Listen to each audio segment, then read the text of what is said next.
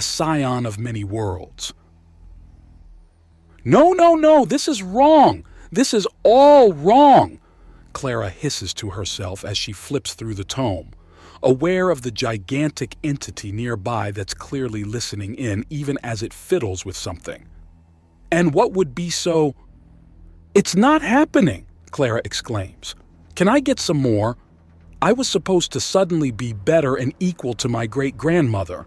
There was supposed to be some great rush of insight and understanding to what she did as a merchant, and that was supposed to save my family, Clara says. Nothing is that easy, Emmanuel states. Then what should I do? What is the answer? The answer is that there is no easy answer. What? What your great-grandmother had was not only a healthier body and mind than you previously possessed, but a lifetime of experience. Even if your body is at the peak of its possible power and ability, you still need to refine your knowledge and technique. But there's something missing here. That's what happens when someone knows too much about something. A true master has forgotten more than a novice knows. So my grandmother Edwina isn't putting down everything I need to know. Perhaps if you read the entries backwards, learn from your mistakes and successes, then your mother, grandmother, and then maybe you'll have a better understanding of your great-grandmother, Emmanuel offers, and Clara turns that over in her mind for a moment before flipping through the tome to her own section. What a horrific tally of failure. And each one can make you stronger, Emmanuel says after churning over the idea in his mind. How? The failure has made you all the hungrier to succeed, hasn't it?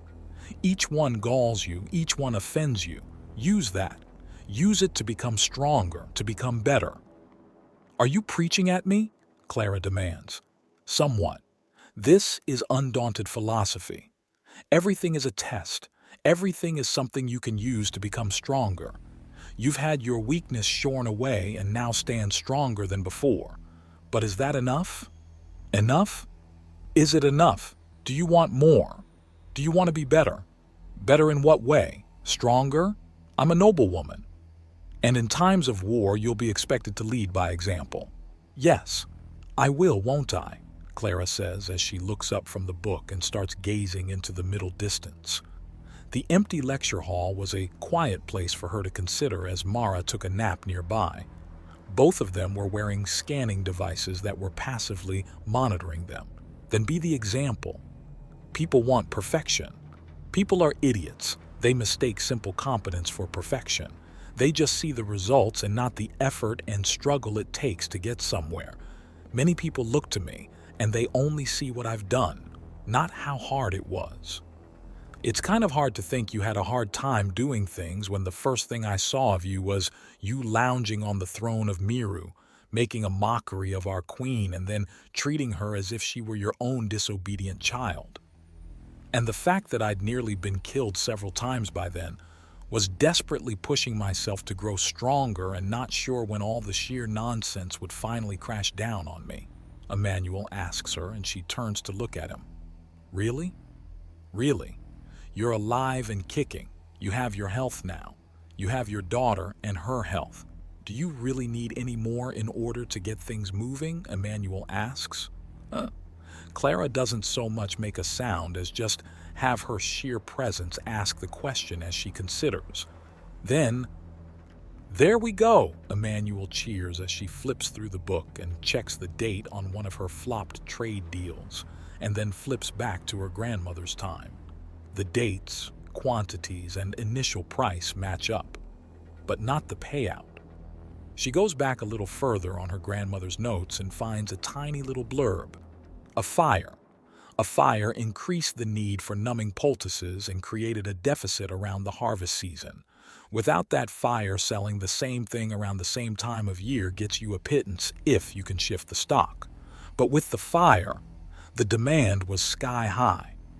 The dawn breaks, Emmanuel notes as she begins flipping through the old tome at a frantic pace. Of course. It's more than just what has value when or where it's sold. It's also about the circumstances around them. It's about what's needed and not what's wanted, because a need will always have higher priority. Indeed. Now, this may not be the thing you're looking for exactly. However, I do think that you've just gained an appreciation for learning, and that's something I like to encourage. Emmanuel notes as he finishes putting together the communicator. It activates and has all the basic apps you'll need. Here, consider it my health-warming gift. You're what? She demands, giving him an odd look as she takes the communicator from his hand. I just made it up. Some people will give gifts when someone moves into a new home. You've moved into a better, healthier part of your life. So here's a gift. Are you trying to start a tradition? Clara asks as she starts fiddling with the communicator. Is this a map of Lacron? Yes and yes, Emmanuel states. Besides, we need something to bring people together a little more, and celebrating healing sounds like a good start. But someone might start just claiming to be sick or injured to be given gifts. Clara notes. Problems like that tend to solve themselves in the end. It's generally very hard to keep a scam like that up for long, and so long as the consequences are heavy enough to discourage other people from trying it, there's going to be very little of it. Thankfully, Emmanuel notes. And what consequence do you think will happen? Social censure. People like being parts of groups. Even the most solitary and reclusive of races are cooperative. People need people. It's one of the things that make us strong. So people doing things unacceptable to wider society generally stop through a bit of good old-fashioned shaming. That's one way, but what about legal repercussions? The problem with trying to use the law to control society is that it becomes habit in a hurry. There are entire sectors of the galaxy where it's effectively illegal to do anything. They've over-criminalized bad behavior, and the definition of bad behavior has become so broad that it effectively covers everything. Which is a problem, Emmanuel says, and Claire considers for a bit. How do they get anything done if everything is against the law? She is meant to be the shining star to guide us, the light which shows the way. She needs to be more than a mere child, Lady Dawnbreak protests, and Emmanuel scowls. And you think you have the right to force such things on Zavaya? Or even punish her if she fails to live up to your expectations? Emmanuel asks. She is a child. Back off. Emmanuel states, and Lady Dawnbreak stands up with a furious look on her face. No wonder you haven't protested our coming here, or speaking to her. You've corrupted her. You've taken the line of the Luxon divine ascendant and befouled it, Lady Dawnbreak declares with a dramatic point. Have you been drinking? Emmanuel asks after a moment. What? Have you been imbibing in alcohol or other intoxicants? Emmanuel asks, and she stares at him, because you're clearly not thinking straight. You don't get to just dismiss this. I certainly can. You're acting like a spoiled child not getting her way. And I'm sure Zavaya has told you exactly how that ends up around me, Emmanuel states, and he smirks at the sight of her hand going close to the sword. Are you going to attack me? I would certainly like to, Lady Dawnbreak says. Then why not? Take your shot. Do your best, Emmanuel says, standing up and stepping up towards Lady Dawnbreak. He unbuttons his shirt and holds it open. Take your best shot. Do you think me a fool? Yes. What?